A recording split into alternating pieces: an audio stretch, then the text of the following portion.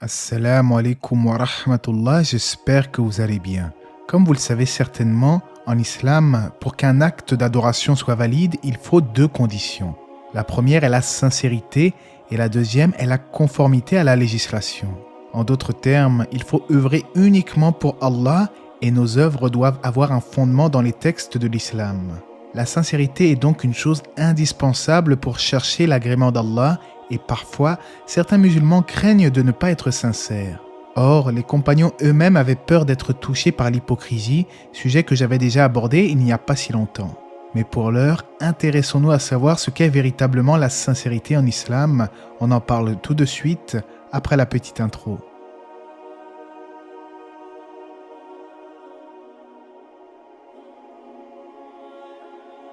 La sincérité al-ikhlas en arabe consiste à vouer ses actes d'adoration pour Allah seul et sans associé.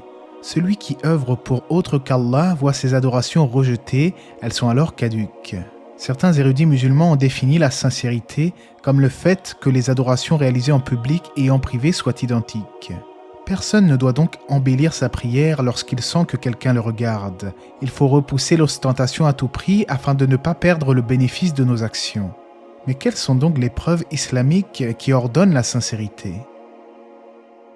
Allah dit dans le Coran dans le sens du verset « Il ne leur a été commandé cependant que d'adorer Allah lui vouant un culte exclusif. » Et le prophète alayhi salatu wassalam nous dit au sujet de la sincérité « Les actions ne valent que par les intentions et chaque homme sera rétribué en fonction de son intention. » Les pieux anciens avaient compris l'importance de la sincérité et c'est à cet effet qu'ils introduisaient leurs ouvrages en commençant toujours par rappeler que les actes ne sont rétribués qu'en fonction de l'intention qui les motive. En islam, il est formellement interdit d'œuvrer par ostentation ou bien de viser à travers ses actes la vie d'ici-bas. Allah dit dans le Coran, dans le sens du verset, « Ceux qui veulent la vie présente avec sa parure, nous les rétribuerons exactement selon leurs actions sur terre sans que rien ne leur en soit diminué. Ceux-là qui n'ont rien dans l'au-delà que le feu. Ce qu'ils auront fait ici-bas sera un échec et sera vain ce qu'ils auront œuvré. » Il est donc essentiel pour le musulman d'accorder une attention toute particulière à son intention. Lorsque tu fais un rappel de religion, tu le fais pour l'agrément d'Allah et non pour devenir connu ou pour chercher l'agrément des gens. Lorsque tu jeûnes le mois de Ramadan, tu le fais pour Allah et non pour que les gens autour de toi te respectent en disant « Ah, lui, masha'Allah, il est dans le din ». Lorsque tu pries, tu le fais pour Allah exclusivement et non pour que les gens te considèrent comme un pieux. Dans toutes nos adorations, la sincérité est la chose la plus importante et sans cette dernière, nos œuvres ne servent tout bonnement à rien, elles ne sont que vanité. Le prophète alayhi salatu wassalam a dit « Certes, les gens seront ressuscités selon leurs intentions. » De la sincérité découlent de nombreux fruits et bienfaits, comme l'acceptation des œuvres, comme nous l'avons vu. Cela peut être également une expiation pour nos péchés. Un seul acte sincère envers Allah peut faire en sorte d'expier nos fautes, comme l'atteste le célèbre hadith. Par un jour de forte chaleur, une prostituée vit un chien allaitant de soif, tournant autour d'un puits. Elle se déchaussa, remplit sa bottine d'eau et l'abreuva. Pour cela, Allah lui pardonna ses péchés. En effet, cet acte a été accompli avec une foi sincère dans le cœur, car ce n'est pas toute femme qui sauve un chien qui peut être pardonnée pour autant. La sincérité est en réalité la concrétisation de l'attestation de foi. La ilaha illallah, il n'y a pas de divinité qui mérite l'adoration si ce n'est Allah. Grâce à la sincérité, le serviteur arrive même à être récompensé pour un acte, même s'il a eu l'incapacité de l'accomplir. Et on rapporte en ce sens du messager d'Allah alayhi salatu wassalam, quiconque décide de faire une bonne action, mais qui par la suite ne la fait pas, Allah lui inscrit quand même une bonne action. Attention néanmoins à bien comprendre les textes. Il s'agit de la véritable intention du cœur et non de simples prétentions.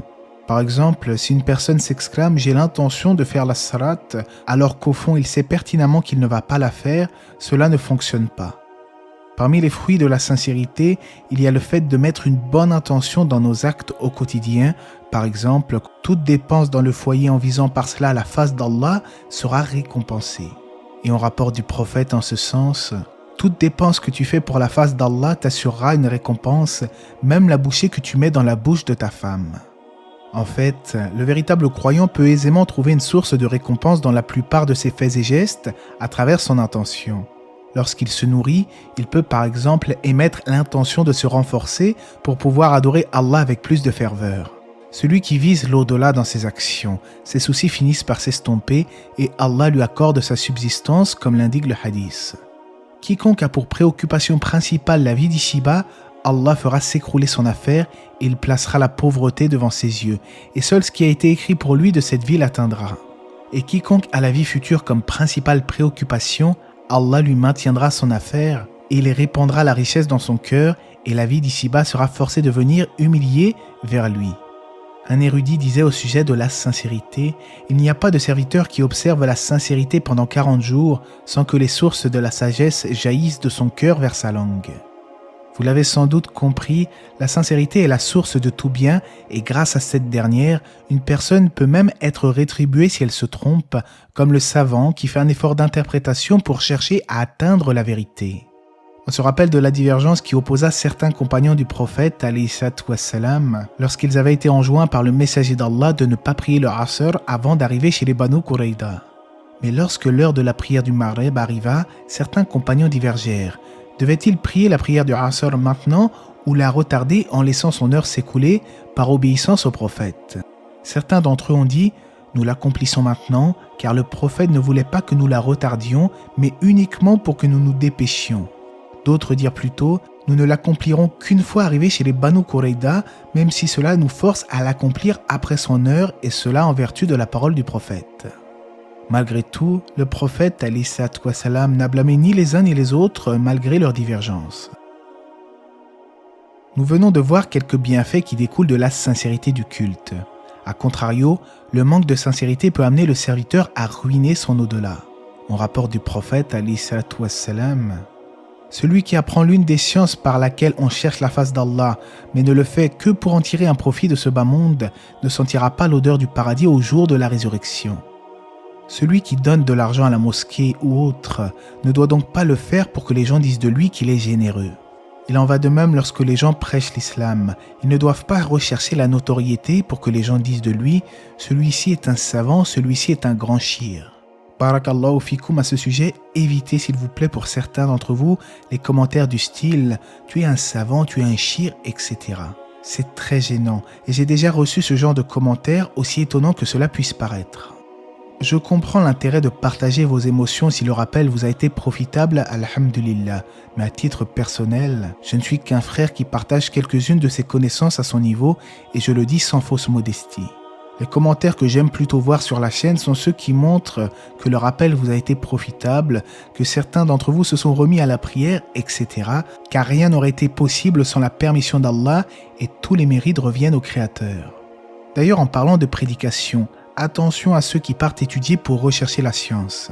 J'ai déjà entendu des gens dire « Moi, je vais partir étudier à l'étranger et au retour, on verra qui a évolué d'entre tous les frères. » Le but n'est pas de faire de la concurrence tordue lorsque l'on cherche à approfondir nos connaissances, mais plutôt de chercher la vérité pour la face d'Allah. Dans un hadith, il est rapporté en ce sens « Celui qui acquiert un savoir pour rivaliser avec des savants, polémiquer avec les faibles d'esprit ou s'attirer les faveurs des gens, Allah le fera entrer au feu. » Pour récapituler tout ce que nous avons vu jusqu'ici, en islam, l'œuvre doit être exclusivement réalisée pour Allah dans toutes les choses liées aux adorations. La prière, l'aumône, le jeûne, le pèlerinage, le prêche, le bon comportement, l'apprentissage du Coran, etc., etc. Allah dit dans le Coran au sujet de l'œuvre qui n'est pas sincère, « Nous avons considéré l'œuvre qu'ils ont accomplie et nous l'avons réduite en poussière éparpillée. » Les récits des pieux anciens de la communauté nous montrent qu'ils avaient compris la haute importance de toujours purifier son intention et de n'œuvrer que pour Allah. En conséquence, les livres d'histoire nous rapportent que ces derniers faisaient les adorations de manière discrète. Un tel mémorisait le Coran sans que son voisin ne s'en aperçoive. D'autres priaient la nuit dans le plus grand des secrets. Il y a également ce récit qui évoque l'homme qui a jeûné pendant 40 ans à titre surérogatoire sans que sa femme ne s'en aperçoive. Où en sommes-nous aujourd'hui de cette discrétion? Je comprends l'envie qu'ont certains musulmans de s'encourager au bien, mais parfois, je trouve que certaines conversations sont quelque peu déstabilisantes. Je me souviens qu'un frère m'a dit un jour, il y a quelques années au travail, « Ce matin, j'ai écouté un peu de Coran dans la voiture, alhamdulillah, j'étais bien. » Ou même, « Aujourd'hui, je jeûne, c'est-à-dire à titre surérogatoire. » Je garde bien entendu le bon soupçon en espérant qu'ils n'ont tenu ces propos qu'en vue de se recommander le bien, mais par précaution, je conseille aux gens de se garder de divulguer leurs bonnes actions autant que faire se peut. En effet, l'ostentation est pire que certains péchés abominables car il s'agit d'un rapprochement avec le polythéisme, le shirk. Or, le shirk, c'est la plus grande des injustices. Ce sont les hypocrites qui œuvrent pour être vus et entendus et non les croyants. Une question pourrait alors se poser, y a-t-il des signes qui prouvent qu'une personne est sincère?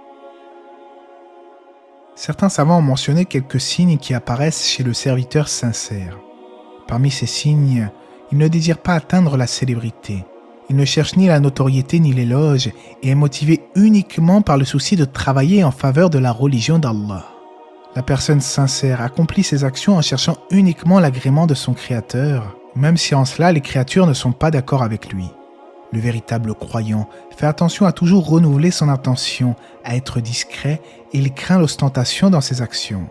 Il ne se dit pas « Pourquoi je ne serais pas sincère ?» Arrêtez avec vos histoires d'intention, vous exagérez, non? Bien au contraire, les compagnons et les pieux anciens étaient les premiers à craindre de tomber dans l'ostentation et l'hypocrisie. Alors, petite précision tout de même, cela ne veut pas dire qu'il faut se cacher en permanence, car il y a des actions qui sont forcément réalisées au grand jour, comme la prière du vendredi ou même la prière en groupe. On peut se recommander le bien et se donner l'exemple mutuellement, mais quand même, attention à l'intention. Attention à toujours viser Allah dans nos actions, il faut travailler sur cela car le diable tente par tous les moyens de nous égarer, même les pieux sont concernés par cela. Finalement, la sincérité pourrait sembler être un acquis dans l'esprit du croyant, mais la réalité est qu'il doit toujours prendre garde à avoir une intention pure lorsqu'il envisage d'accomplir une action. En se dirigeant vers cette voie, le serviteur cherche en cela l'agrément d'Allah et n'a que faire de ce que les gens pensent de lui. Et qu'Allah nous accorde à tous la sincérité. Allah sait mieux, j'espère que ce rappel vous aura été profitable, que la paix et les bénédictions d'Allah soient sur le prophète, sa famille et ses compagnons.